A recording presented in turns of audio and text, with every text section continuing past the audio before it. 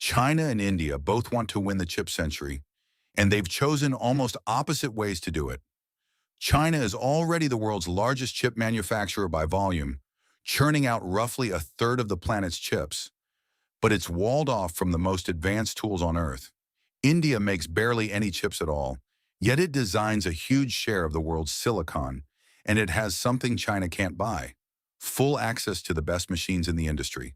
Same goal, opposite playbooks.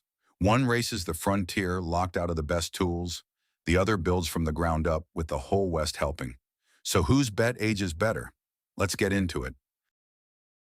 To compare them fairly, you have to see the board they're playing on. The US-China rivalry has split the chip world into two parallel universes. In one, the American-led sphere, a club of trusted partners, shares the best technology to stay ahead. In the other, China builds toward total self-sufficiency, aiming to become the supplier the whole world can't do without. These aren't two runners in the same lane. They're two different games with two different definitions of winning, and each country picked its side. India formally joined the Western sphere. It's a member of the Quad, with deals signed with ASML, Powerchip, Intel, and Micron. China, cut off from those same companies, has no choice but to build its own. So this isn't simply India versus China, it's integration versus independence. Start with China, because its bet is the bolder one. Locked out of advanced tools, China did something most people underestimate. It went enormous. It is now the single largest chip manufacturer on the planet by capacity, close to a third of global output, nearly double Taiwan's. And it's concentrated in mature nodes, the everyday chips in cars, appliances, and industry. Its share of the world's mature node capacity climbed from under a fifth a decade ago to about a third today, and it's heading toward half of all new capacity. The goal is raw leverage. Make so many of the world's ordinary chips that everyone depends on China.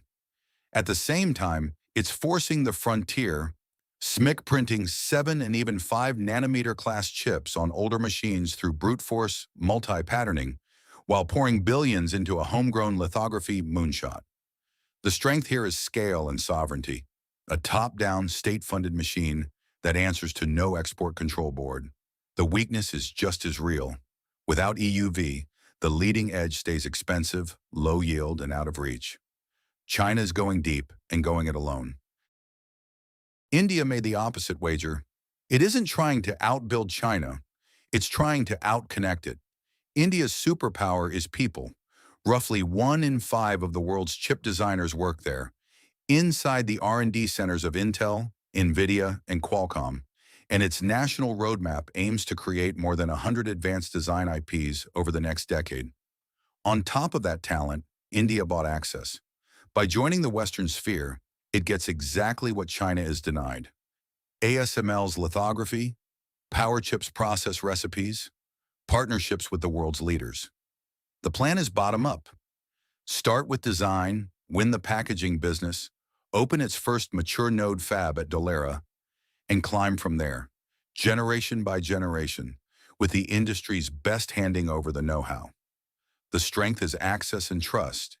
India is the natural China +1, the safe place to build when the world wants an alternative. The weakness is scale and time. India has no operational commercial fab yet. Its first chips arrive only at the end of 2026, and it is years and many billions behind. India is going broad and going it together. Here's where the two bets actually collide.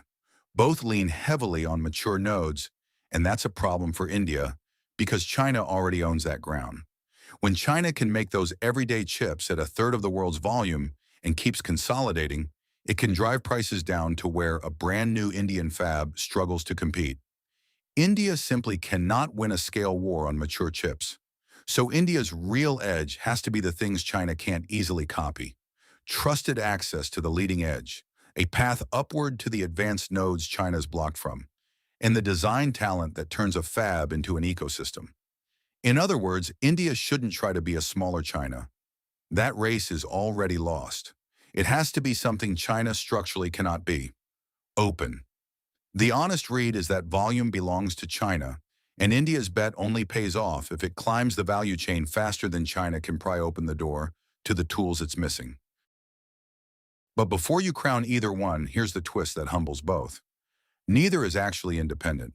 China, for all its self-sufficiency, still cannot make an EUV machine. Nobody has copied ASML, not even close. And the Western sphere India joined? It runs on materials China controls. China produces 60 to 70% of the world's rare earths and processes 85 to 90% of them. The specialty inputs every fab on Earth quietly depends on, and a lever China has already shown it will pull in a fight. So the tidy story of self-sufficient China versus integrated India is messier underneath. China is sovereign in volume, but stuck below the leading edge. The West is ahead at the leading edge, but exposed on materials. And India sits inside that web, handed the best tools, yet dependent on Chinese inputs to run them. In this industry, nobody actually stands alone. Everyone is somebody else's choke point. So whose bet ages better? The honest answer is that they're not even playing for the same prize. And that's the whole point. China is racing the frontier under blockade, going deep, building staggering scale, chasing total self-reliance, but isolated and walled off from the best tools.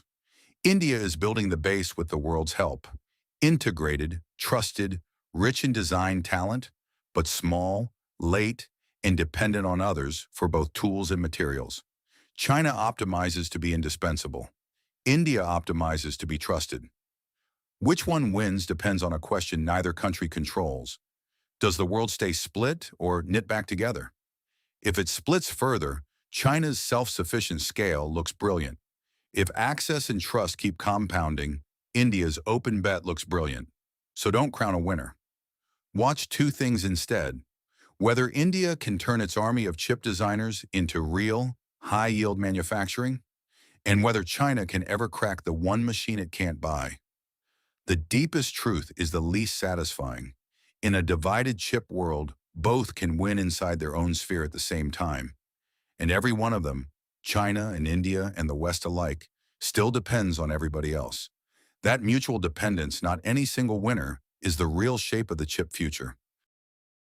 If you want the real map of the chip world, who actually makes what, who depends on whom, and where the real leverage hides, this channel takes it apart one piece at a time.